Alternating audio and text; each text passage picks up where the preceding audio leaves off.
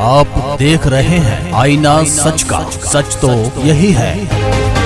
धर्मनगरी हरिद्वार में हुई धर्म संसद का विवाद अभी भी थमने का नाम नहीं ले रहा है। जहां धर्मनगरी में हुई धर्म संसद के आयोजक रहे स्वामी यति नरसिंहानंद को 15 फरवरी को हरिद्वार के जिला न्यायालय में जमानत मिल गई थी, जिसके बाद वह गुरुवार को जेल में से रिहा हुए। रिहा होने के तुरंत बाद स्वामी यति नरसिंहानंद हरिद्वार के सर्वानंद घाट पर दोबारा से तपस्या पर बैठ गए हैं। स्वामी यति नरसिंहानंद का कहना है कि मुझे पुलिस द्वारा यहीं से जेल ले जाया गया था, लेकिन अभी भी मेरा एक भाई जितेंद्र नारायण त्यागी जेल में है। जब तक वह जेल से रिहा नहीं होता है तब तक मैं इसी घाट पर तपस्या पर बैठा रहूंगा। मेरे द्वारा आज से ही अन्न त्याग दिया गया है, लेकिन तपस्या में मैं जल ग्रहण करता रहूंगा।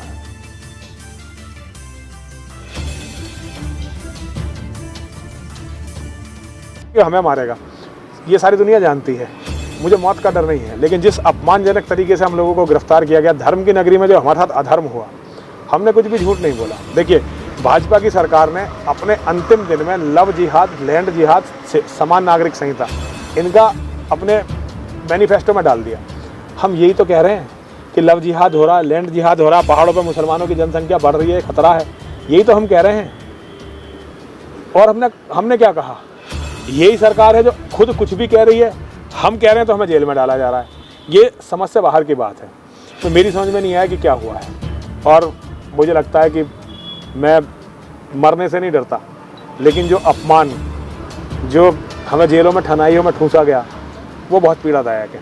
तो लगता है कि इनके करने और करने में भी फर्क है भाजपा की। देखिए तो आप देखिए ना, देखिए जो चीजें डाल रहे हैं, लेकिन उसको लेकर आप लोगों को गिरफ्तारी। देखिए, आप लोगों ने धर्म संसद में सुना होगा, हमने केवल इस बात की हम लोग चिंता जता रहे थे। धर्म संसद का जो विषय था वो ये था कि इस्लामिक भारत में सनातन का भविष्य है। जब भारत इस्लामिक हो जाएगा तो सनातन का क्या भविष्य होगा, इसको लेकर धर्म संसद आयोजित की गई थी। उसका विषय ये था, और हमने चिंता जताई थी कि जिस तरह से मुसलमानों की जनसंख्या इस देश में बढ़ रही है, वो चिंता का कारण है, और वो बढ़ गई तो क्या होगा।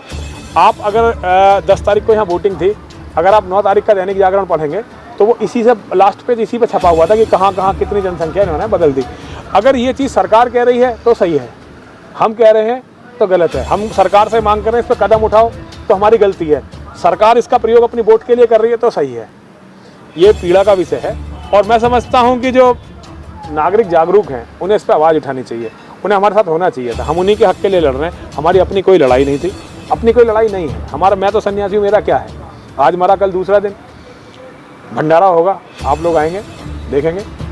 त्यागी जी का सब कुछ बिगड़ चुका, उनका परिवार बर्बाद हो चुका। आपने खबर भी देखी होगी, उनके मकान पे भी मुस्लिम कट्टरपंथियों ने कब्जा कर लिया है, उनका भी सब कुछ बिगड़ चुका है। तो हम लोगों के पास हारने के लिए कुछ भी नहीं बचा है। तो हम लोगों को ना किसी चीज़ की चिंता है, लेकिन फिर भी बहुत गलत हुआ कि लोग हमारे साथ खड़े नहीं हो रहे हैं। ये पीड़ा का विषय है, और धर्म नगरी में ये हुआ। हम जूना संत समाज भी खड़ा नहीं हो रहा क्या? अब आप ये तो आप देखते हैं संत समाज कितना खड़ा हुआ, ये आपसे ज़्यादा कौन जान सकता है।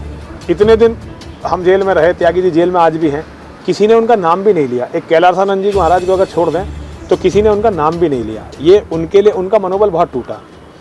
इस स्तर के किसी मुसलमान ने कभी धर्म परिवर्तन नहीं किया, किसी सैयद ने कभी धर्म परिवर्तन नहीं किया। ये आप भी जानते हैं, इतिहास है। इतना बड़ा बुद्धिजीवी मुसलमान अपनी मर्जी से सनातन धर्म में आया, और उसने वो काम किया जो सनातन धर्मी 1400 साल में नहीं कर पाए, और उसका ये अपमान हुआ। ये बहुत पीड़ादायक है, और शब्द नहीं है मेरे पास इसको कहने के लिए। घाट पे आके कब तक ये चलता रहेगा, और देखिए प्रशासन की तरफ से कोई संपर्क नहीं? हमारा प्रशासन से कोई लेना देना नहीं है, हम केवल अपने भाई का इंतजार कर रहे हैं। जैसे ही त्यागी जी आ जाएंगे, जितेंद्र नारायण सिंह त्यागी जी छुट के आ जाएंगे जमानत पे, हम लोग यहाँ से उठ के उन्हें लेकर चले जाएंगे। हमारा कोई धरना नहीं है, हमारा कोई प्रदर्शन नहीं है, हम केवल अपने भाई का इंतजार कर रहे हैं। हमें लगता है कि इनका बहुत अन्याय हुआ, उन्हें अकेला छोड़ना ठीक नहीं है। उनका मनोबल टूटा हुआ है, जेल के अंदर उन्हें मारने का, हत्या करने का उनका प्रयास हो रहा है लगातार। ये तो जेल का प्रशासन है जो बहुत सख्ती से उनको बचाए हुए है, वरना अभी तक जो है उनकी हत्या हो गई होती। तो ऐसे में उनको छोड़ कर जाने का मन नहीं है मेरा।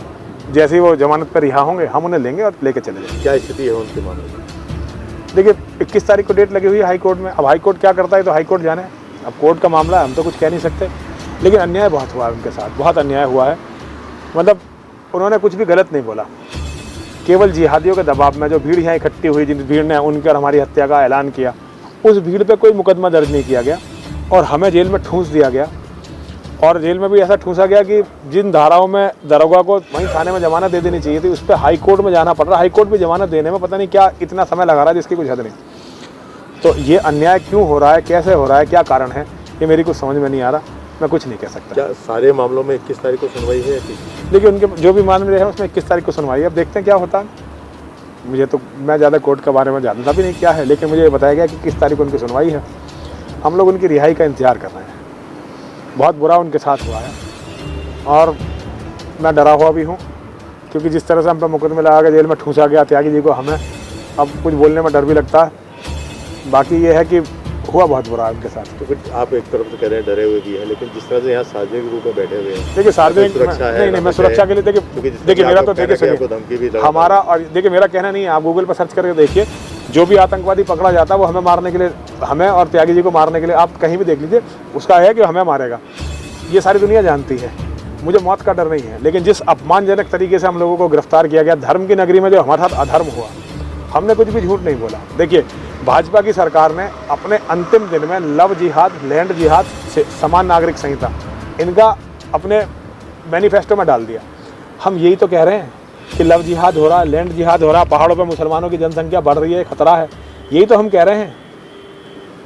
और हमने क्या कहा? यही सरकार है जो खुद कुछ भी कह रही है, हम कह रहे हैं तो हमें जेल में डाला जा रहा है। ये समझ से बाहर की बात है। तो मेरी समझ में नहीं आया कि क्या हुआ है, और मुझे लगता है कि मैं मरने से नहीं डरता, लेकिन जो अपमान, जो हमें जेलों में ठनाइयों में ठूंसा गया। दोस्तों, अगर आपको हमारा ये वीडियो पसंद आया हो तो इस वीडियो को लाइक करें और हाँ, चैनल को सब्सक्राइब करना ना भूलें।